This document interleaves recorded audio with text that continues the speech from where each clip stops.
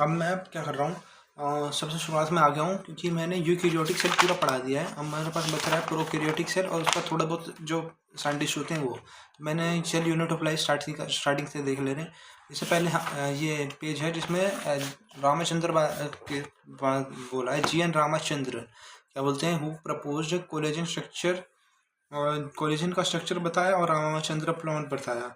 The physico chemical approach to study and understand living organism, और इसको बोला जाता है रिडक्शनिस्ट बायोलॉजी। और जी एन रामचंद्रन ने क्या बताया, triple helical structure of collagen, triple helical structure of collagen. और हमारे पास हुआ रामचंद्र प्लॉट, इन्होंने बताया था। ठीक है, अब अपन आ जाते हैं सेल यूनिट ऑफ लाइफ का।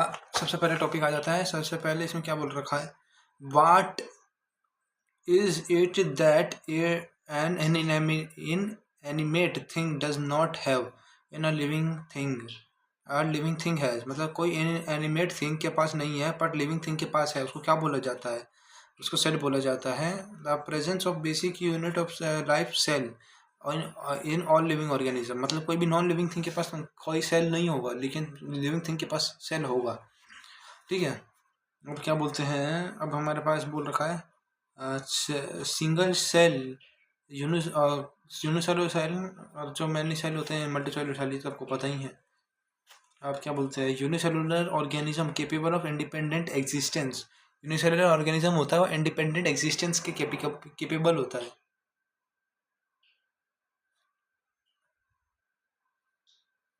And perform essential function of life, मतलब एक सिंगल सेल है वो अपन जो भी सारे फंक्शन होते हैं उसके लिए, खुद के लिए वो अपने आप को परफॉर्म कर सकता है, लेकिन और वो अपना इंडिपेंडेंट एग्जिस्टेंस भी कर सकता है, अपने आप को इंडिपेंडेंटली एग्जिस्ट कर सकता है।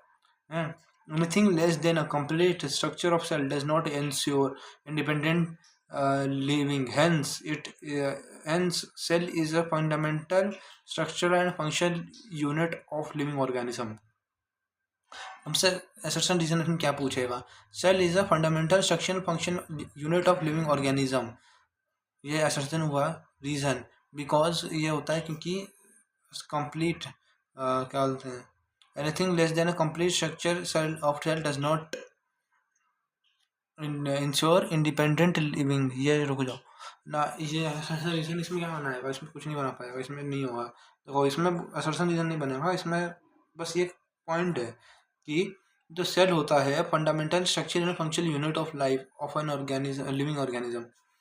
क्या बोलते हैं, सेल होता है एक स्ट्रक्चर और फंक्शनल यूनिट है लाइफ ऑफ लिविंग ऑर्गेनिज्म। इससे ये बता सकता है कि तुम्हारे पास कोई यूनिसेलुलर ऑर्गेनिज्म है वो केपेबल, तो हमारे पास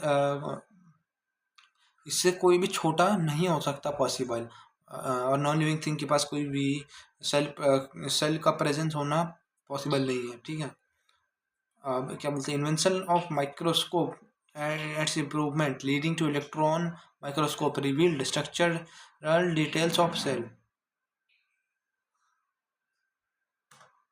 invention of microscope and its improvement leading to electron microscopy revealed structure और डिटेल ऑफ सेल। पहले माइक्रोस्कोप बना तो सेल मिला, फिर उसके बाद और माइक्रोस्कोप की एडवांसमेंट होते गए तो सेल के अंदर और क्या क्या होता है वो भी पता चलता गया। ठीक है, doesn't ensure independent living, hence cell is structural unit of life, structural and functional unit of life. ठीक है, body of a living organism formed of cell, functional unit होता है, मतलब अगर स्ट्रक्चरल यूनिट की बात करें, स्ट्रक्चरल यूनिट कैसे होता है कि सारे के सारे लिविंग ऑर्गेनिज्म होते हैं, सारे के सारे लिविंग ऑर्गेनिज्म में सेल ही बेसिक यूनिट होता है। Cell, body of all living organism is formed of cell. Functional unit कैसे है सेल की, क्योंकि जो भी मेटाबॉलिक क्या होता है एक्टिविटीज़ होती है आर परफॉर्म्ड बाय सेल, जो भी मेटाबॉलिक एक्टिविटी होती है सेल द्वारा परफॉर्म की जाती है, इसलिए स्ट्रक्चरल फंक्शनल यूनिट हो जाएगा।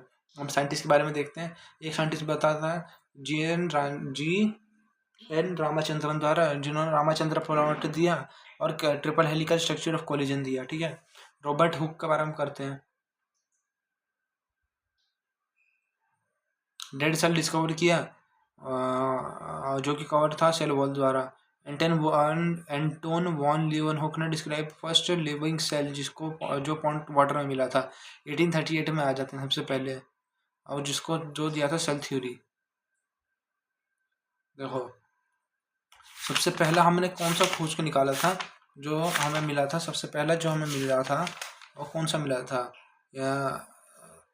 1831, जो कि हमें न्यूक्लियस मिला था रॉबर्ट ब्राउन द्वारा। ठीक है, उसके बाद सेल थ्योरी आई 1838 में और 1839 में मैथिली क्लीडन और थियोडोर स्वान ने। ठीक है, 1838 1839 में 1838 मतलब ये हमारे पास दोनों ही ब्रिटिश साइंटिस्ट थे।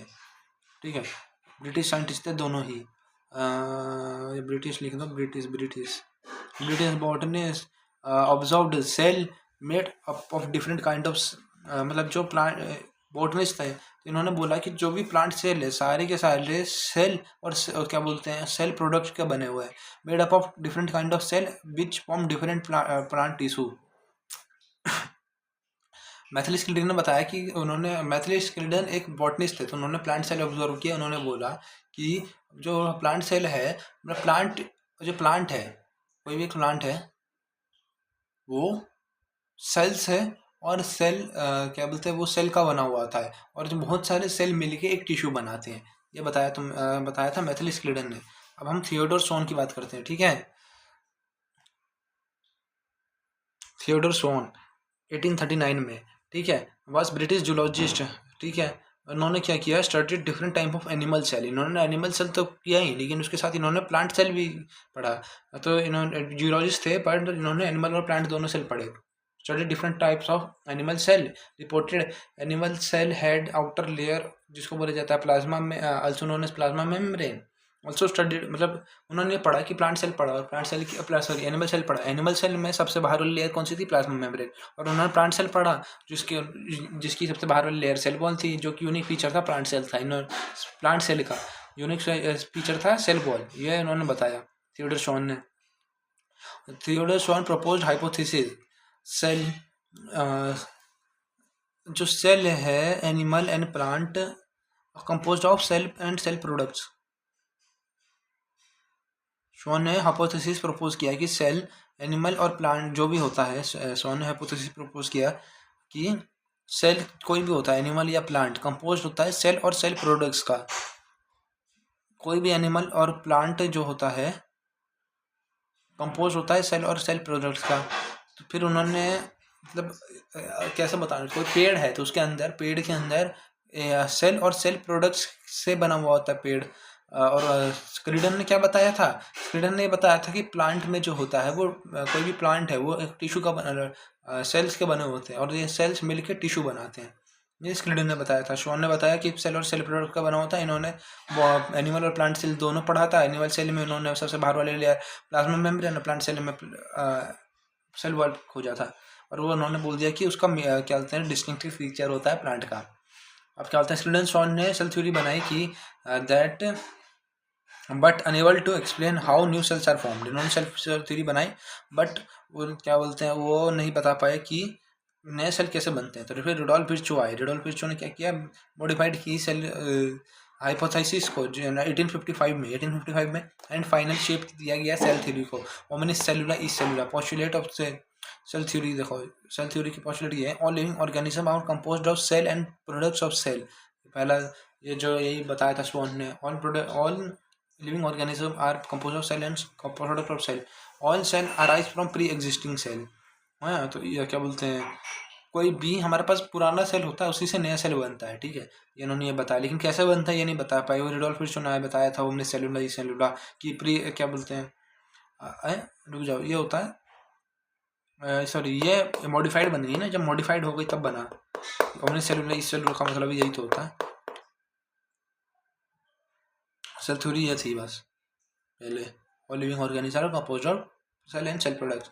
और लेकिन उन्होंने बनता कैसे, प्री एग्जिस्टिंग सेल द्वारा बनता है, ये होता है। रुडोल्फ विर्चो ने जब इस हाइपोथेसिस को सही किया था। ठीक है, who propose cell theory, Schleiden and Schwann. Who formulated cell theory, Schleiden and Schwann. Who give hypothesis, cell hypothesis किसने दिया था? श्वान ने। All are living organism are composed of cell and cell product. Modified किसने किया? ब्रिट्शो ने। Final shape भी ब्रिट्शो ने दिया। अब यूकेरियोटिक प्रोकैरियोटिक हर एक आदमी का आता है, कुछ नहीं है जी, कोई पढ़ लो कोई ना। प्लांट सेल, यूकेरियोटिक में plant cell, animal cell, cell membrane होती है, सेल वॉल होती है, बाहर वाली डिस्टिंक्ट सेल वॉल होती है, न्यूक्लियस प्रेजेंट होता है, डेंस मेम्ब्रेन होती है, क्रोमोसोम होता है, उसके अंदर जेनेटिक मटेरियल लेना होता है, मेम्ब्रेन बाउंड से ऑर्गेनेली होती हैं इसके अंदर, like ER, lysosome, vacuole, microbodies plant और एनिमल दोनों में होती है, प्लांट और एनिमल दोनों होती है। इसके अंदर आयंस की कंसंट्रेशन होती है ना। जैसे आखिरी पॉइंट होता है, माइक्रोबॉडीज क्या थी देखो जल्दी से। माइक्रोबॉडीज आपकी थी वेरियस है, present both in plant cell, क्या बोलते हैं, मेम्ब्रेन बाउंड होती है, कंटेन वेरियस एंजाइम्स। माइक्रोबॉडीज के अंदर एंजाइम्स होती है, ठीक है, माइक्रोबॉडीज के अंदर एंजाइम्स होता है, एंजाइम्स, राइट। अब हम देख रहे हैं यूकेरियोटिक यहाँ पर आ गए, माइक्रोबॉडीज हो गई। उसके बाद हमारे पास राइबोसोम 80S होता है, 70 क्या बोलते हैं, नॉन मेम्ब्रेनस होता है। राइबोसोम नॉन मेम्ब्रेनस होता है in cytoplasm, in chloroplast, in mitochondria, तीनों में होता है। और आर के ऊपर पड़ा होता है। मतलब राइबोसोम कहाँ मिलता है? क्लोरोप्लास्ट, माइटोकॉन्ड्रिया, सेल साइटोप्लाज्म के अंदर, और दूसरा आर के ऊपर। आल्सो हैज सेंट्रियोल भी होता है, centrosome also has centrosome, help in cell division होता है only in animal cell. Centrosome बताया था, सेंट्रियोल को 2 सेंट्रियोल मिलकर बनाते हैं। साइटोप्लाज्म होता है in both pro and eukaryote. Cytoplasm तो सब में ही होगा। सेमी फ्लूइड मैट्रिक्स होता है। और हमने क्या बोला था? क्वाजी फ्लूइड बोला था। क्वाजी फ्लूइड किसके लिए बोला था? प्लाज्मा मेम्ब्रेन के लिए। सेमी क्या बोलते हैं? लिपिड बाइलेयर को, ठीक है। Main arena of cellular activity in plant and animal cell, occurrence of various chemical reaction in it to keep cell in living state। Cytoplasm में बहुत सारी केमिकल रिएक्शंस होती हैं ताकि वो सेल लिविंग स्टेट में रह सके। आउटर मेम्ब्रेन होता है delimiting structure, main arena for cellular activities. Animal cell contains another non membrane bound organelle called centrosome which helps in cell division. ये पढ़ लिया। Main arena for cellular activities कौन सा होता है? साइटोप्लाज्म। आउटर अदर मैकेनिज्म, मतलब outer membrane होती है, डिलिमिटिंग स्ट्रक्चर होती है। आफ्टर मतलब बाहर की चीज़ों को, जो भी outer cell wall outer structure होता है, आउटर मेम्ब्रेन जो होता है वो बाहर की चीज़ों बाहर का रखता है ना, इसलिए डिलिमिटिंग स्ट्रक्चर बोला जाता है उसको, आउटर मेम्ब्रेन।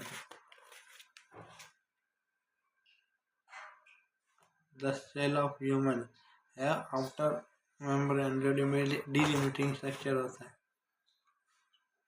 सेल मेम्ब्रेन की बात कर रहा है। अब साइज ऑफ सेल की बात करते हैं। साइज ऑफ सेल हमने 3-4 साइज पढ़ लिए थे, और सेल ऑर्गेनेली। अब सेल की साइज की बात की जा रही है। ये रेड ब्लड सेल 0.7 माइक्रोमीटर इसका साइज होता है। इसका वाइट ब्लड सेल इससे छोटा ही रहता है। कोलुमिनार एपिथेलियम, नर्व, ट्रेकिड होता है, वेसल्स होता है, ट्रेकिड वेसल, लिग्निन की डिपोजिशन होता है, सुबेरियन डिपोजिशन होता है तुम्हारा एपिडर्मिस, एंडोडर्मिस ऑफ रूट में। मेसोसेल सेल राउंड एंड ओवल होता है। और देखो अभी इसमें हमने यहाँ पर लिख रखा है माइकोप्लाज्मा होता है, स्मॉलेस्ट होता है। माइकोप्लाज्मा सबसे पहले चैप्टर में पढ़ा है। बैक्टीरिया होता है जो कि सबसे माइक्रोप्लाज्मा होता है, इसके ऊपर सेल वॉल भी नहीं होती है। स्मॉलेस्ट लिविंग ऑर्गेनिज्म होता है 0.3 माइक्रोमीटर। लिविंग ऑर्गेनिज्म सबसे छोटा कौन सा हो गया? Living 0.3 micrometer. वायरस को नहीं गिनेंगे, वायरस इससे भी छोटा होता है, लेकिन हम उसको लिविंग में नहीं गिनते हैं, क्योंकि वो सिर्फ जब होस्ट के अंदर है तभी लिविंग है, वरना नहीं हो पाता। क्रिस्टलाइज फॉर्म में भी उसको रखा जा सकता है। इसलिए स्मॉलेस्ट लिविंग सेल 0.3 माइक्रोमीटर और 0.1 माइक्रोमीटर बोल दिया जाए तो पीपी वालों। Bacteria 3 to 5 micrometer. वायरस 0.02 से 0.2 माइक्रोमीटर। देखो इससे भी छोटा है, 0.02 से 0.2 माइक्रोमीटर, लेकिन ये लिविंग नहीं है। बैक्टीरिया 3 से 5 माइक्रोमीटर। माइकोप्लाज्मा 0.3 या फिर 0.1 माइक्रोमीटर। 0.3 या फिर 0.1 micrometer PPLO.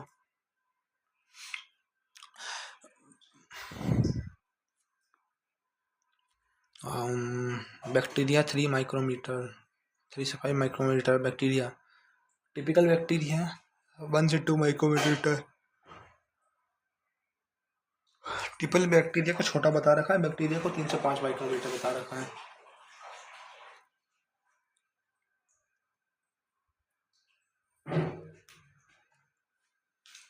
Human RBC 7 micrometre, nerve cell longest cell होती है, शेप ऑफ सेल अब क्या बोलते हैं ऑस्ट्रोसाइट सबसे बड़ा होता है, यूकेरियोटिक सेल 10 से 20 माइक्रोमीटर, यूकेरियोटिक सेल बड़ा होता है 10 से 20 माइक्रोमीटर, टिपिकल बैक्टीरिया 1 से 2 माइक्रोमीटर, ह्यूमन 7 माइक्रोमीटर 1 से 2 देखो अब याद करो, कोशिश करो, ह्यूमन सेल होता है human RBC 7 micrometre, eukaryotic cell 10 से 20 माइक्रोमीटर बड़ा होता है। प्रोकैरियोटिक सेल में चलते हैं, प्रोकैरियोटिक सेल में टिपिकल बैक्टीरिया अगर बात की जाए तो 1 से 2 माइक्रोमीटर, और अगर क्या बोलते हैं सिर्फ वो बोला जाए टिपिकल बैक्टीरिया हो गया, बैक्टीरिया का बोला जाए तो 3 से 5 माइक्रोमीटर, माइक्रोप्लाज्मा हो गया 0.3 से 0.1 माइक्रोमीटर, 0.1 माइक्रोमीटर पीपीएल को बोल दिया जाता है। क्या बोलते हैं अब हम अगर इसके सेल की शेप की बोले तो डिस्क शेप हो गया, पॉलीगोनल हो गया, कॉलमनार की border thread like irregular structure, कोई भी हो सकता है, पॉलीगोनल हो सकता है, डिस्क हो सकता है। प्रोकैरियोटिक सेल की बात करते हैं, represented by bacteria, blue green algae, mycoplasma and PPLO, ठीक है। प्रोकैरियोट्स में क्या होता है, simple structure complex behaviour, prokaryotes का क्या होता है, सिंपल स्ट्रक्चर होता है लेकिन उनके पास कॉम्प्लेक्स बिहेवियर होता है, हमने पढ़ लिया ना प्रोकैरियोटिक्स में, बैक्टीरिया ब्रीजी है, माइकोप्लाज्मा, सारे बैक्टीरिया का टाइप है। उसका जो बैक्टीरिया होता है सिंपल स्ट्रक्चर होता है लेकिन कॉम्प्लेक्स बिहेवियर रहता है। एग्जिबिट मेटाबॉलिक डाइवर्सिटी, मतलब मेटाबॉलिक डाइवर्सिटी कैसे दिखाता है कि अलग अलग चीज़ें खा सकता है वो। मेटाबॉलिक डाइवर्सिटी मतलब वो तुम्हारे पास सैप्रोफिटिक हो सकता है, फोटोसिंथेटिक हो सकता है, पैरासिटिक हो सकता है, उसके बाद और क्या हो सकता है, डिकम्पोजिशन भी कर सकता है, बहुत सारी चीज़ें कर सकता है bacteria. Exhibit metabolic diversity. Prokaryote multiply more rapidly than eukaryotes, छोटे होते हैं तो जल्दी डिवाइड करेंगे यूकेरियोट से, ठीक है। अब देखो 4 बेसिक शेप कौन कौन सी होती है बैक्टीरिया की, सबको पता है, bacillus, coccus, vibrio, spirillum. Spirillum spiral होता है, विब्री होता है कोमा, कोकस हो गया spherical, rod like bacillus. All prokaryotic cell are covered by cell membrane, cell wall except mycoplasma, सबको पता है। फ्लूइड मैट्रिक्स होती है cytoplasm, no cell wall, no well divide nucleus हो गया, सो जेनेटिक मटेरियल लिक्विड जिसको बोला जाता है nuclear membrane, also lack membrane bound organelle, हो गया। अब क्या है, in addition to genomic DNA extra कहते हैं डीएनए एक्स्ट्रा मतलब जीनोमिक या फिर chromosomal DNA, many bacteria has small circular DNA, small circular double stranded DNA outside the genomic DNA, जिसको बोला जाता है प्लाज्मिड, प्लाज्मिड, ठीक है। प्लाज्मिड होता है सिंगल होता है, डबल स्टैंडर्ड होता है, बताया मैंने।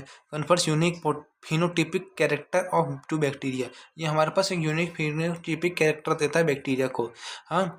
रेप्लिकेट, और ये क्या बोलते हैं, प्लाज्मिड अपने आप ही से अपने आप ही रेप्लिकेट कर सकता है, इंडिपेंडेंटली रेप्लिकेट कर सकता है। जैसे अब क्या बोलते हैं, यूनिक फिनोटिपिक कैरेक्टर क्या देता है, जैसे एंटीबायोटिक रेजिस्टेंस दे दिया, और क्या करता है, use to monitor bacterial transformation with foreign DNA, plasmid मतलब प्लाज्मिड को वेक्टर की तरह यूज किया जाता है ना, तो क्या बोलते हैं, मॉनिटर करता है bacterial transformation with foreign DNA, bacterial transformation with foreign DNA करवा सकता है, use to monitor bacterial transformation with foreign DNA, मतलब बैक्टीरिया की तरह यूज किया जा सकता है। न्यूक्लियोलाइड क्या होता है, region cytoplasm where chromosome present, nucleoid double standard होता है, निकेड होता है, सर्कुलर होता है, सर्कुलर याद रखना है हमेशा, कभी प्रोकैरियोट हो हमारे पास उसके अंदर जीनोमिक डीएनए हो या फिर तुम्हारे पास वो प्लाज्मिड हो, दोनों में ही सर्कुलर डीएनए होता है और दोनों ही डबल स्टैंडर्ड होते हैं, ठीक है। अभी जो मैंने पीछे साइज बताए थे, जो क्या होता है कि तुम टेक्स्ट पढ़ोगे ऐसे जब लिखा हुआ हो पीछे यहाँ पे, उसमें क्या कहते हैं बैक्टीरिया की साइज दे रखा है 3 से 5 माइक्रोमीटर, लेकिन अगर इसमें देख रहे हो तो यहाँ पर 1 से 2 माइक्रोमीटर दे रखा है, पीपीएल की 0.1 दे रखा है, उधर पीछे दे रखा है माइकोप्लाज्मा 0.3 माइक्रोमीटर, ठीक है। वायरस 0.02 से 0.2 माइक्रोमीटर ले लो। Typically eukaryotic bacteria eukaryotic cell दे रखा है, सॉरी, टिपिकल यूकैरियोटिक सेल होता है 10 से 20 माइक्रोमीटर, ठीक है, 10 से 20 माइक्रोमीटर। और सेल्टोप्लाज्म ऑफ प्रोकैरियोट्स की बात करते हैं, lacks internal compartmentalisation, lacks membrane bound organelle, has membrane less organelle like has membrane less organelle होते हैं इसके पास, जो लाइक राइबोसोम हो गया और इंक्लूजन बॉडी हो गया, ठीक है। Also possess specialised differentiated form of cell membrane called mesosome. Mesosome होती है जो कि अंदर जाती है, अंदर इनफोल्डिंग ऑफ प्लाज्मा मेम्ब्रेन हो गई, कैरेक्टरिस्टिक्स ऑफ प्रोकैरियोट हो गया। Cell envelope and its modification, most prokaryotic bacteria have chemically complex envelope. Cell envelope क्या होता है, modification of and its modification. Cell envelope क्या होता है, बैक्टीरिया के पास केमिकली कॉम्प्लेक्स सेल इन्वेलप होता है। सेल इन्वेलप मतलब हुआ उसके अंदर ग्लाइकोकैलिक्स हो गया, कैप्सूल हो जाता, ग्लाइकोकैलिक्स हो जाता है, सेल वॉल होता है, सेल मेम्ब्रेन होता है हमारे पास सेल इन्वेलप में, ठीक है। सेल इन्वेलप कॉम्प्लेक्स होता है, केमिकली कॉम्प्लेक्स होता है cell envelope.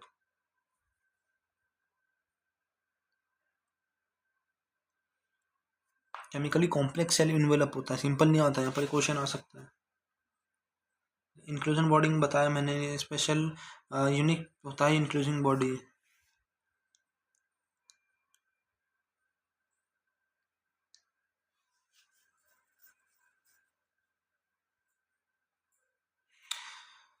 Tightly bound 3 layer structure which क्या बोलते हैं, केमिकली कॉम्प्लेक्स क्यों होता है सेल इन्वेलप, देखो consist of three tightly bound 3 layer structure, 3 layer structure मैंने बताया अभी, ग्लाइकोकैलिक्स बताया तुम्हें, ये तुम्हें बताया सेल वॉल और cell membrane. Individually prior perform distinct function but all together act as single protective unit. तीनों अपना अलग अलग काम करते हैं लेकिन ऑल टुगेदर प्रोटेक्शन का ही काम ही होता है मेन, ठीक है। ग्लाइकोकैलिक्स क्या होता है, different composition and thickness in different bacteria, अलग अलग बैक्टीरिया में अलग अलग थिकनेस और कंपोजिशन होती है। आउटर मोस्ट हो गया कैन बी लूसीथ और कैप्सूल। लूसीथ क्या होता है, स्लाइम लेयर होती है, प्रिवेंट करता है water and nutrient loss. Important question है, यहाँ से इम्पोर्टेंट क्वेश्चन कैसे यही पूछ लेगा कि क्या हमारे पास आउटर जो ग्लाइकोकैलिक्स का है, लूसीथ का कम होता है, वो वाटर लॉस को प्रिवेंट करता है, न्यूट्रिएंट लॉस को बचाता है, न्यूट्रिएंट्स बचाता है। कैप्सूल क्या होता है, थिक एंड टफ होती है, कैप्सूल होती है थिक एंड टफ, स्टिकी गमी होता है, और attachment hide bacteria from host immunity, host की इम्यूनिटी से सेल को बचाता है। सेल वॉल नॉन सेलुलोसिक होता है, सेल वॉल हमारे पास नॉन सेलुलोसिक होता है, सबको पता था। कैप्सूल क्या होता है, मैंने अभी बताया, थिक एंड टफ होता है, स्टिकी होता है, चिपकने का काम करता है, और क्या बोलते हैं, सेल को होस्ट की इम्यूनिटी से बचाता है, बता दिया। सेल वॉल नॉन सेलुलोसिक होता है, सबको पता है। पेप्टिडोग्लाइकन का बना होता है, क्योंकि बैक्टीरिया में हमारे पास पेप्टिडोग्लाइकन का बना होता है, जिसको यूरिन बोला जाता है। नेक और नैम का चेंज चलता है, ये हेट्रोपॉलीमर हो गया, पॉलीमर नहीं हुआ। Determine shape of cell and provide, ये क्या सेल वॉल क्या करता है, शेप ऑफ सेल करता है और प्रोवाइड करता है सब substructural support and prevent bacteria from bursting और कोलेप्सिंग। ये बैक्टीरिया में हुआ, बैक्टीरिया में हमारे पास कहीं नहीं लिख रखा कि वो इन्फेक्शन से बचाता है, लेकिन अगर हम यूकेरियोट में प्लांट में बताते हैं, देखते हैं सेल वॉल में, उसमें लिख रखा है कि इन्फेक्शन से बचाता है। तो बैक्टीरिया में अगर पूछे कि बोले कि इन्फेक्शन से बचाता है, तो कहीं नहीं लिख रखा है, लेकिन उसमें लिख रखा है, तो उसमें तो पक्का लिखना है क्या बोलते हैं प्लांट में, ठीक है। अब आगे बढ़ते हैं, प्लाज्मा मेम्ब्रेन की बात कर लेते हैं। प्लाज्मा मेम्ब्रेन क्या होता है, प्लाज्मा मेम्ब्रेन हो गया हमारे पास inner thick sorry innermost और थिन होता है प्लाज्मा मेम्ब्रेन। हमने क्या बोलते हैं, प्लाज्मा मेम्ब्रेन हमेशा थिन रहता है, क्यों कि हमने उस समय पढ़ा था कि प्लाज्मा मेम्ब्रेन बहुत पतला दिखा रखा है, इलेक्ट्रॉन माइक्रोस्कोप से देखते हैं उसको।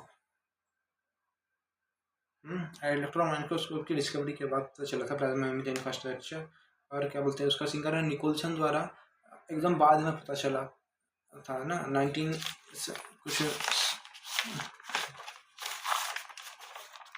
देखो 1972 में सिंगर एंड निकोलसन द्वारा, इसको भी यहाँ पे लिख दे रहे हैं, सिंगर एंड निकोलसन द्वारा सेल मेम्ब्रेन,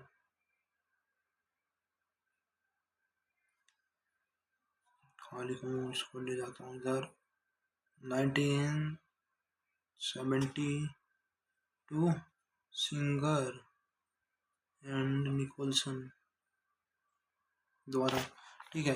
सिंगल क्वेश्चन हो गया। अब हमारे पास क्या हो गया, फॉर्मेशन मीजो क्या बोलते हैं, थिन होता है मन, क्योंकि बहुत पतला होता है तभी तो नहीं देख पाता। इलास्टिक होता है, सेलेक्टिवली परमेएबल होता है, इंटरेक्ट्स विद आउटसाइड वर्ल्ड होता है, मेम्ब्रेन सिमिलर टू यूकेरियोट्स। अब हम कोई भी चीज़ हमारे पास ऐसी कौन सी चीज़ है जो कि प्रोकैरियोट्स और यूकेरियोट्स में सिमिलर है, सेल मेम्ब्रेन आंसर है इसका, ठीक है। नॉट फंक्शनली, स्ट्रक्चरली सिमिलर होती है, फंक्शनली सिमिलर नहीं होती, ठीक है। मतलब प्रोटेक्शन तो करती है लेकिन उन दोनों का स्ट्रक्चर सिमिलर रहता है, फंक्शन सिमिलर नहीं रहता। आगे बढ़ते हैं। मीजोजोम मेम्ब्रेनस स्ट्रक्चर होता है formed by expansion of,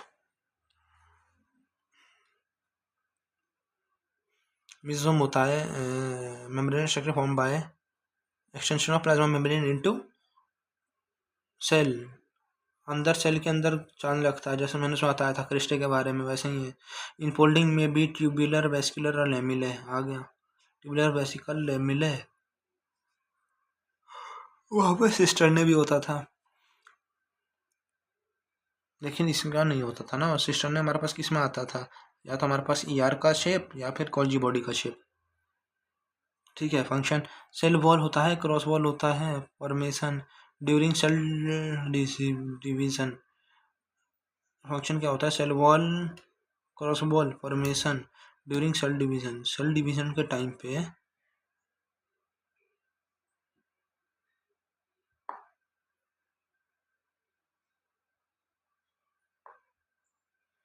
cell wall क्या होता है, क्रॉस कर, सेल वॉल क्रॉस वॉल होती है, formation during cell division. Hold chromosomal DNA represent replication and distribution of replicated DNA to daughter cell. Mesosome का फंक्शन अब देखते हैं। देखो मीजोसोम का फंक्शन देख लेते हैं। ये हमारे पास क्या बनाता है, सेल डिवीजन में सबसे पहले इसका फंक्शन देख लो। सेल डिवीजन में हेल्प करता है, क्रॉस वॉल बनवाता है, क्योंकि पकड़ के अलग करना है। यहाँ पर हमारे पास ये सेल है, सेल को डिवाइड करना है। हमारे पास ये अंदर जो इनफोल्डिंग आ रही है, ये हमारे पास न्यूक्लियस है, और इसका ये दूसरा दो में डिवाइड हो चुका है, डुप्लीकेशन हो रखा है, तो ये आधा आधा बढ़ जाएगा। ऐसे इसको पकड़ के आधा आधा अलग कर देंगे, स्पिंडल जैसा काम करेगा, ठीक है। और क्या लिख रखा है, hold chromosomal DNA, chromosomal DNA को होल्ड करता है, help in replication and duplication of distribution of replicated new daughter cell. Hold chromosomal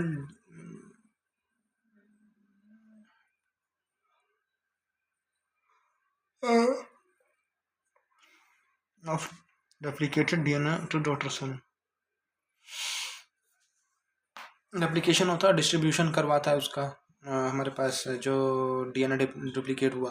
फिर also help in respiration, respiration जैसे काम करता है, माइटोकॉन्ड्रिया का जैसे काम करता है, माइटोकॉन्ड्रिया के एनालॉगस होता है, और उसके जहाँ काम करता है तो हमारे पास रेस्पिरेशन करवाता है।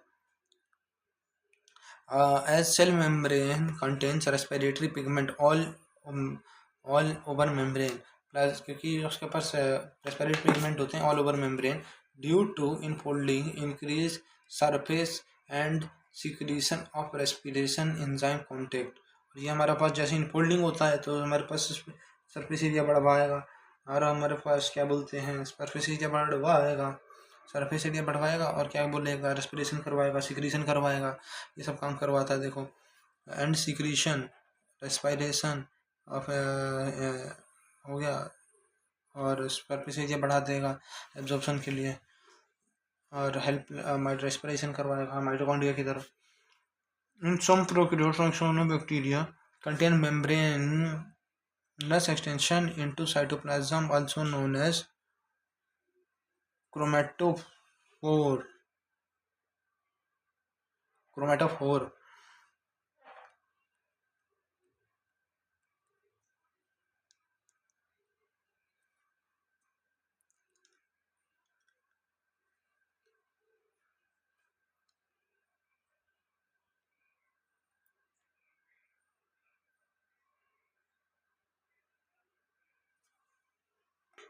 देखो अब हमारे पास ये इंपॉर्टेंट पॉइंट है, इन सम प्रोकैरियोट्स, इसके पास कुछ प्रोकैरियोट्स के अंदर एक स्पेशल स्ट्रक्चर होता है जिसको बोला जाता है chromatophore.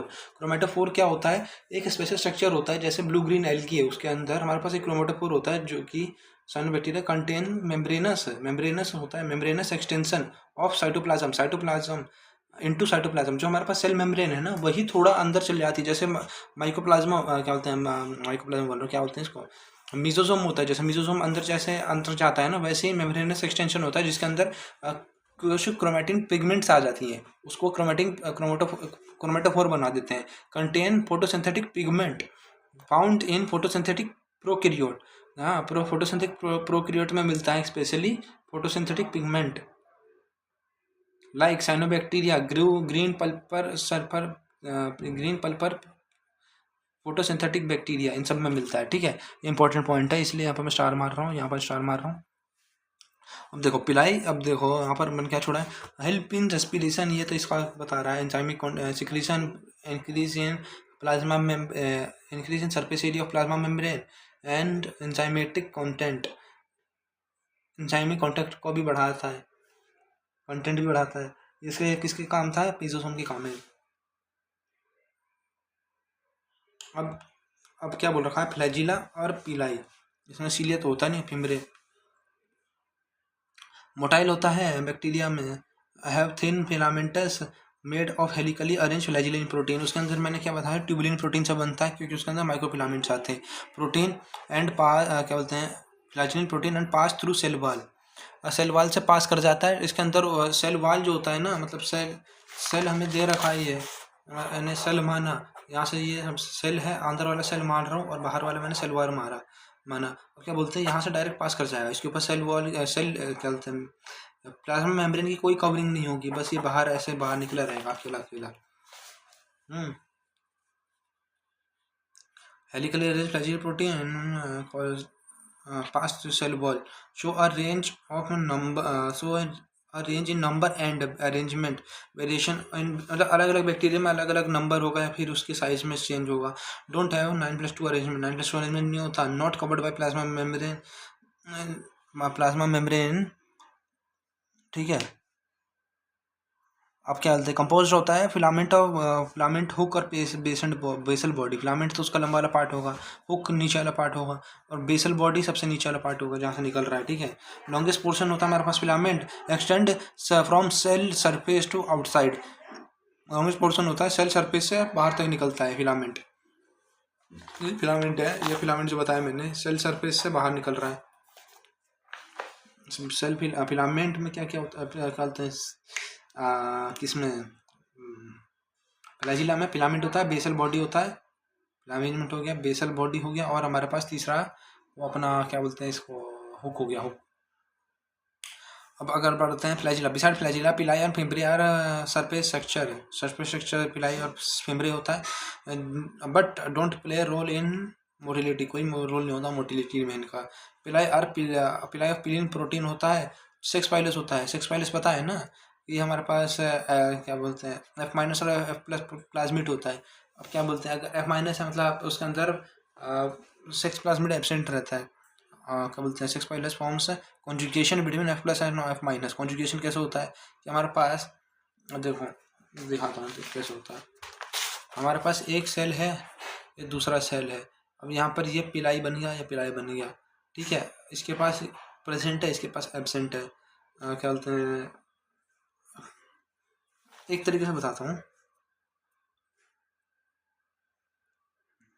Sex pilus forms conjugation between F+ and bacteria passage of transfer of F- plasmid. अब देखो क्या बोलते हैं, क्या प्रेजेंट है, यहाँ पर होता है प्लाज्मिड प्रेजेंट है, F+ प्लाज्मिड, और यहाँ पर हो गया F-, मतलब इसके अंदर कुछ नहीं है तो इसको F- बोल दिया जाएगा, कुछ नहीं है तो F- बोल दिया जाएगा। अब क्या बोलते हैं, सेक्स माइनस ये दोनों जुड़ेंगे, ये डुप्लीकेट करेगा, क्योंकि हमारे पास जो क्या बोलते हैं इसको,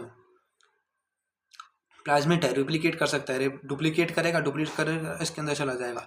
F- था, इसमें चला गया तो F+ में कन्वर्ट हो जाएगा, यही होता है। Passage of F- plasmid from F+ to F- में चल जाता है बैक्टीरिया, ठीक है। ये हमारे पास सेक्स पाइलस बना होता है।